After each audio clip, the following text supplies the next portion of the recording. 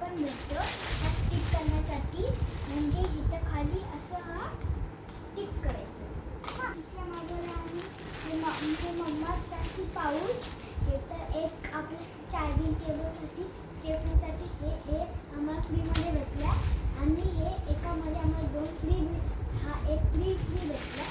आणि दुसरं हे जरा जो आम्हाला मागवला आहे हे चपाती किंवा फ्रूट त्याला शेप काढू शकतो. ओके. तुम्हाला आमचे व्हिडिओ आवडत असतील तर लाईक करा, शेअर करा आणि सबस्क्राईब